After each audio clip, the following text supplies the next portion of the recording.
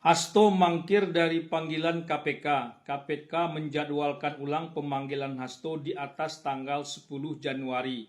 Lama betul, entah siapa yang ciut, Hasto atau KPK. Mestinya Hasto tak mangkir karena sempat heboh soal politisasi hukum atau kriminalisasi KPK.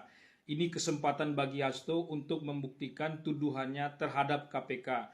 Apalagi ditambah ingin membongkar kasus para petinggi negara. Sebelumnya mengutip Bung Karno pula, soal non-kooperatif menghindar apalagi mangkir bukanlah perjuangan non-kooperatif ala Bung Karno. Standar Hasto terlalu tinggi sementara apa yang sedang menimpanya itu begitu rendah. Tersangka korupsi dan tindakan menghalangi hukum. Mengambil contoh saja salah, otomatis prakteknya juga salah. Menyalahkan Jokowi saja tentu tak bisa. Justru jasa Jokowi terhadap dirinya jauh lebih kelihatan. Sebab semua tak bergerak di ruang hampa. Orang diam bukannya takjub, tapi justru heran kenapa itu yang harus disampaikan. Semua orang digertak seolah-olah semua orang memiliki catatan hitam di kantongnya. KPK semestinya tak mentolerir alasan Hasto, kecuali Hasto dalam kondisi sakit. Berbenturan dengan acara lain itu bukanlah alasan, sebab ke depan semua acara lain itu sama sekali harus ditinggalkan Hasto, kecuali KPK sendiri sudah tidak yakin. Tersangka ya tersangka saja, tapi tak ditahan dan tak ada tindak lanjut lainnya. Tapi rasanya tidak begitu, sebab mantan penyidik KPK seperti Novel Baswedan sudah mengusulkan Hasto jadi tersangka sejak tahun 2020 lalu. Karena pimpinan KPK saat itu masuk angin, pentersangkaan Hasto jadi mangkrak. Bagi tersangka, maka penyidik bisa mengeluarkan surat perintah penangkapan. Ya, bagi tersangka. Ya, saya pikir Saudara HK dalam beberapa kesempatan sudah menyatakan beliau akan taat terhadap prosesnya. Partainya juga akan menghormati prosedur dan proses hukum yang sedang berjalan. Saya pikir ini kita tunggu saja, kita ikuti. Semoga beliau di tanggal yang nanti sudah disepakati dengan penyidik akan hadir di Gedung Merah Putih dalam pemeriksaan sebagai tersangka.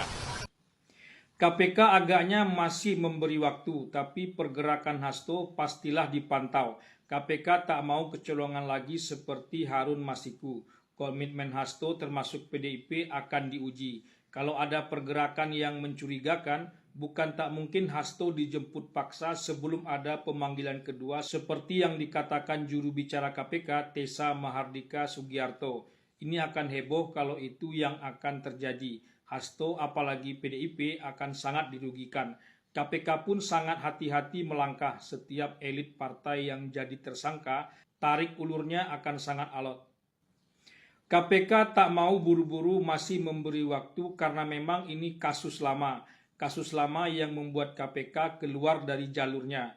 Wajar saja dikritik termasuk dihantam keras. Tapi yang mengkritik dan menghantam keras bukan pula pihak dari Hasto itu sendiri. Sebab Hasto terlihat justru menikmati KPK yang sedang keluar jalur itu.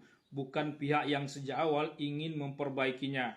KPK kini sedang membayar utang dengan cara kembali ke jalurnya. Keliru kalau Hasto ikut-ikutan menyerang KPK meski masih dipilih pada masa Jokowi sekalipun. Publik tak tahu apa yang sedang dipersiapkan Hasto dan apa pula yang sebetulnya dimiliki dan dipersiapkan oleh KPK. Ada yang bilang pimpinan KPK ini sedang digugat karena dipilih pada era Jokowi. Tak boleh satu periode pemerintahan sampai 2 kali pula memilih pimpinan KPK. Entahlah celah dari mana pula ini. Yang jelas PDIP termasuk yang memilih pimpinan KPK saat ini di DPR kemarin. Lalu tidak sahnya di mana, dan KPK di periode lalu memang mengalami perubahan undang-undang karena masa jabatannya diperpanjang dari 4 tahun menjadi 5 tahun.